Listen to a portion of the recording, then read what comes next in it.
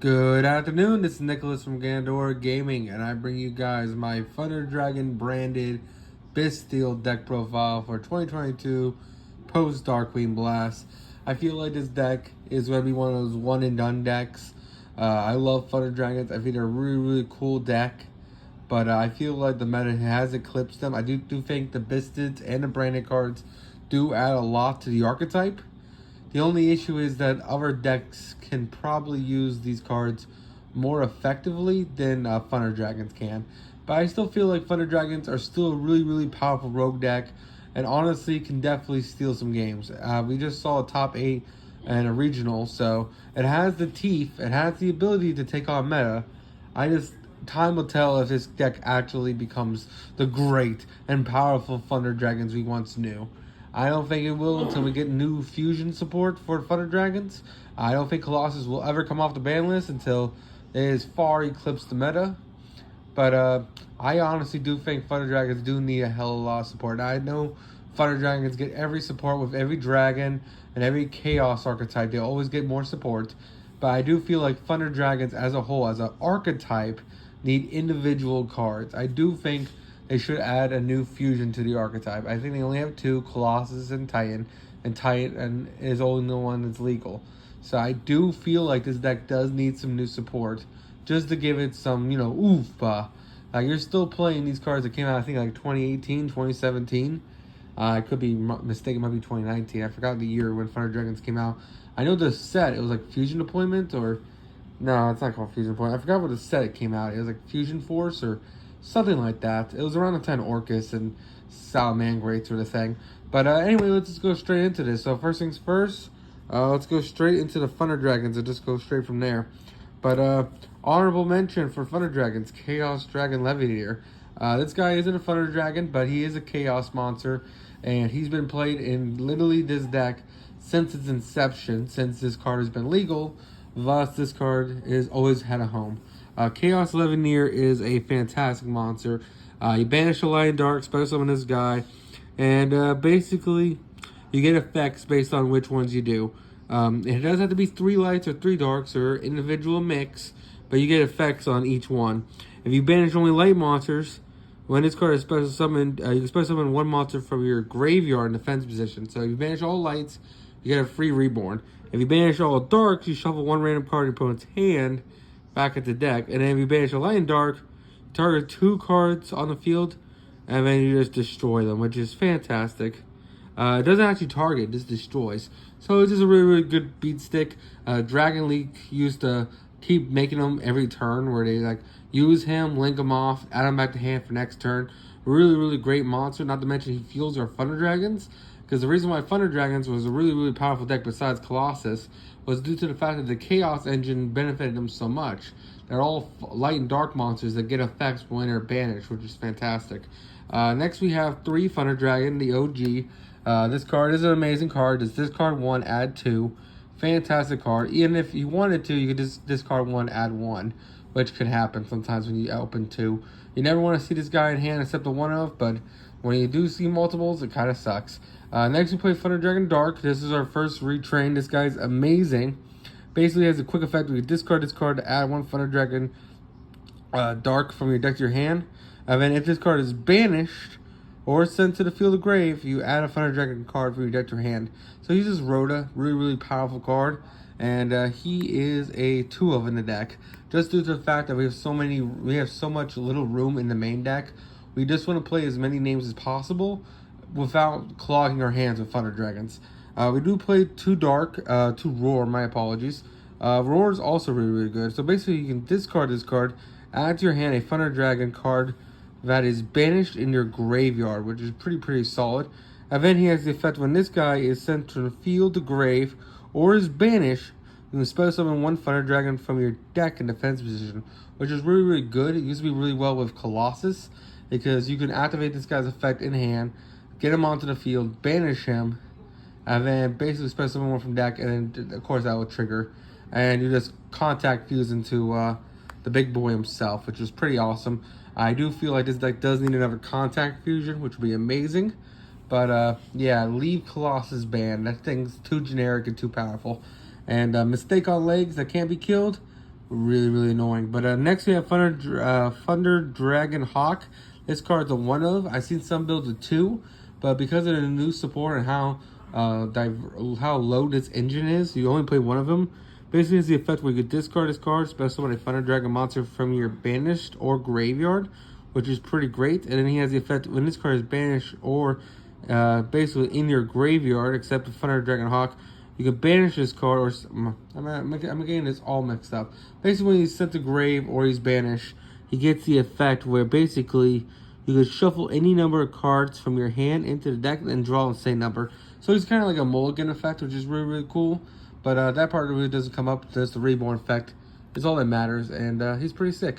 Now we talk about the Bysted cards. The Bysted cards are the heart and soul of this deck. These would bring Thunder Dragons into life. If these cards weren't legal, Thunder Dragons would not be doing anything this meta.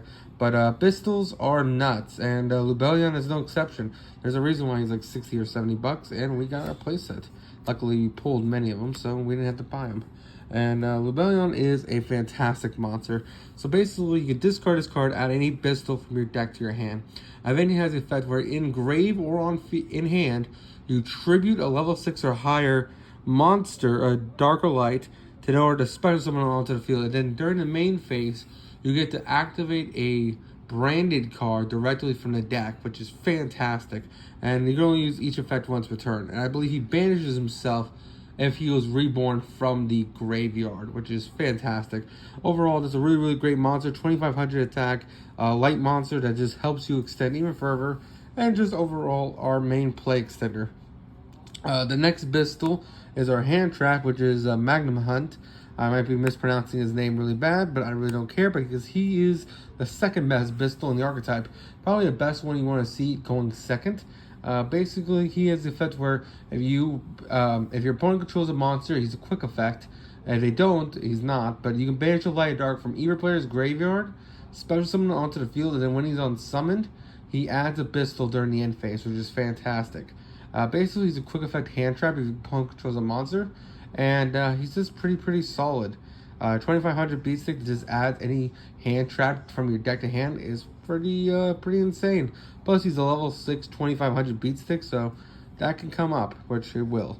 Next, we play two Druid's Worm. I kind of want to bump him up to 3. We're playing 2 Druid's Worm and 2 Bystel Salvador. I'm probably mispronouncing this guy really badly, but they're both really good monsters. Bystel Druid Worm has the effect when this card is sent to grave by any means, he just pops a card on the field, which is fantastic. And then Salvador, when he's sent to grave, I believe he basically sends one Bystel monster or branded spell trap directly from the deck to grave, which is pretty great. He's Foolish Burial for your spells and traps, and Bystel Druid's Worm is just free removal. I won a game when he was side decked in my branded deck against Mathmex. He access code popped his card, and Druid Worm just sent his card to graveyard, which is fantastic.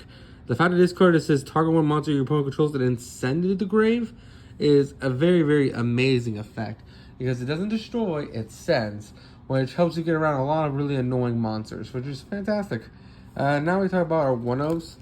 We do play one Dark Dragon Collapse Serpent and the one White Dragon White Repressor.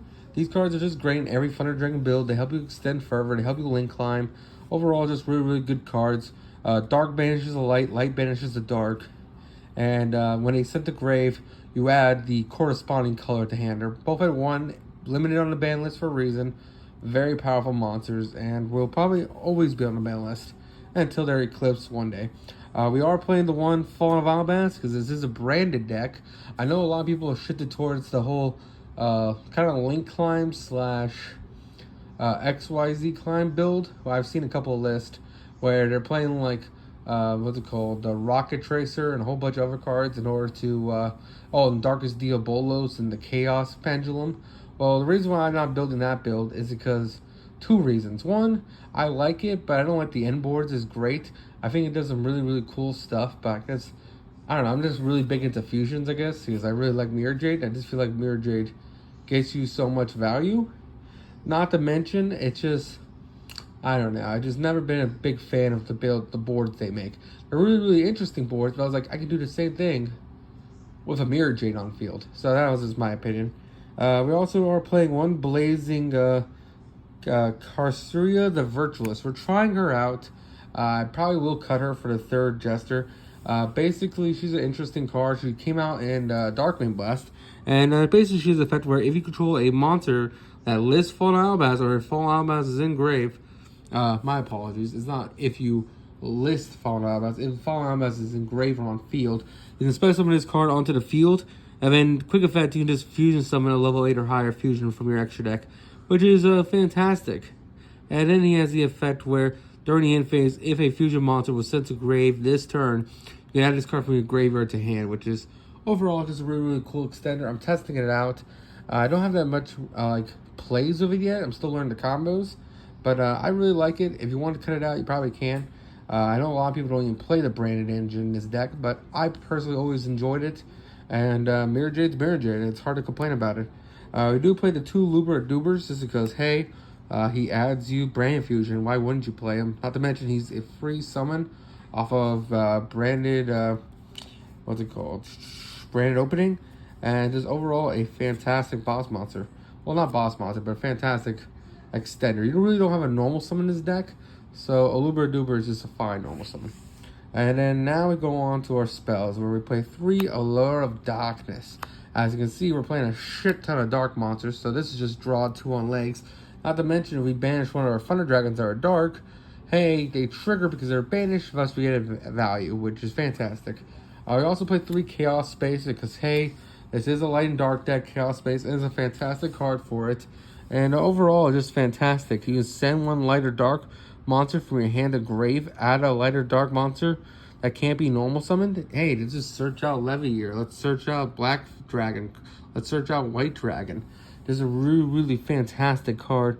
And then it has a really, really great graveyard effect too, which is awesome, awesome card. We also play 2 Branded Opening, just because, hey, more ways to get to Brand Fusion is fantastic. We do play the 3 Brand Fusion because, hey, dumping cards is great. Not to mention, hey, Mirror Jade is a fantastic boss monster, and ending on it usually means we won the game. 1 Thunder Dragon Fusion, just to shovel back our Thunder monsters, and overall, just a fantastic card to go into a Thunder Dragon Titan. A 1 Gold Sarcophagus, because Gold Sark is fantastic. The 1 Call by the Grave. The 1 Branded Regain. This card is actually pretty fantastic. If a light or dark monster is banished, basically, you can target that monster, shuffle, put it on the bottom of the deck, and then you just draw 1, which is fantastic, allowing you to get back your banished cards, which is great. And plus, it's a +1 when you draw. And then it has the effect where, once a turn, if your opponent normals or special summons a monster, except during the damage save, target 1 Bysted in your grave, special summon it, which is fantastic. Reborning back a Druid Worm is so good for advantage. Because they clear the Druid Worm sends one of the cards to grave, then you reborn back the Druid Worm. Really, really fantastic card. And then finally, for our last card, we do play the Branded Beast, just because it's free removal. It's a double pop with the branded cards, and just overall a fantastic card. Basically, once per turn, you can tribute a Bysted monster, or just a dragon monster in general. Target 1 card your opponent controls and destroy it. And during the end phase, you can target 1 branded continuous spell in your grave, place it on face up on the field. Meaning, if we can dump using him to dump our branded regained, we can use Beast to reset it, which is fantastic. And that is it for the main deck. Let's just go straight into the extra deck. Alright, so now it's time to go over the extra deck. First things first, you do play 2 Thunder Dragon Titan. He's just really, really easy to make in this deck. All he requires is either use your Fusion card to shuffle back 3 Thunder Dragon monsters from your Banish Zone back into the deck to summon him. Or you do his Contact Fusion, which requires you activating a Thunder Dragon effect in hand and then tributing a Thunder Dragon on field, which is very, very easy to do in this deck. And he's just a free pop, and not to mention he protects himself if you would be destroyed by card effects. Basically, you can just banish 2 monsters from your graveyard instead, which is pretty solid. Really, really great effect, and overall just a fantastic boss monster. I do wish we get some more support for him, but overall he's still a fantastic monster, and I love him. We also do play the 2 Mirror Jade, just because, hey, Mirror Jade's a boss monster. He just wrecks boards. Quick effect banish. The fact that he blows up when he leaves the field by any means is just stupid. Everything about Mirror Jade is cracked, and I love him. Probably one of my favorite fusions in Yu-Gi-Oh! The 2 Albion, because hey, we can send Albion, or we can just summon out Albion in order to fusion summon some more. Really great effect. If we summon out Albion, we can banish one of our light Thunder Dragons in his fusion materials, and then we'll just trigger off that Thunder Dragon, which is pretty sick as well. Not to mention, if he's sent to discards in your graveyard during the end phase, you just add a branded card, which is fantastic. We're also playing one Lubellion. He does require a discard, but he's really easy to make in a deck. Not to mention the fact that he shoves himself back into the deck means you'll always have Mirror Jade access, which is fantastic. Not to mention he puts back your Fallen of Albaz, which is really good. For targets that we send off the Mirror Jade besides Albion, we do play Ad Libitus, just because Ad Libitus is not only a contact fusion for Dragon decks, so you ever go against Dragon Link, you just go contact fuse your board away. Ad Libitus also is just a multiple attacking monster that if when he's sent to grave during the end phase, if he's still in there, you just add any branded card from deck to your hand, which is fantastic. Really great card right there. We also play the 1 Titan-Clad for Super Poly targets, because we do side in the Super Polys. Starving Venom for Super Poly targets, not to mention we can summon it off the Castria. And the reason why we're summoning off the Castria is that sometimes we need out towers, is that can have trouble against tower monsters. And Starving Venom just helps out those things, because they make Rivaling Nister. We make Starving Venom. Starving Venom gains the attack without doing anything, and it speeds over it. We also play the Garuda as our 1 Super Poly target. Not to mention it attacks twice and draws 1 when it leaves the field. And then for our non-fusions, we do play the 1 Nightmare Unicorn, the 1 Nightmare Phoenix, the 1 Cross Sheep, because hey, Cross Sheep's still pretty good advantage. And then finally, the Wallow Founder of the Druid Dragons. This guy's just a really tech choice, just because Tier Elements is the best deck. Basically, he has a quick effect where you basically detach 2, and then basically you return 1 card in your opponent's graveyard back to deck, meaning if they activate a tier effect, you just go no tier effect, which is pretty solid. And then it is card targets a monster, special summon in face up or face down defense position onto your field. And that's not bad either. So you either bounce it back to deck or you summon it onto your field, preventing its activation, which is really solid. That is it for the extra deck. I hope you all enjoy. If you guys have complaints that maybe it wasn't the best, most greatest build of Thunder Dragons, let me know in the comments. But I personally really do enjoy this build. I'm just a sucker for Mirror Jade, so any deck that can play this engine, I will play it. And I hope you all enjoy. Take care. Don't do anything stupid, and see you on the next one.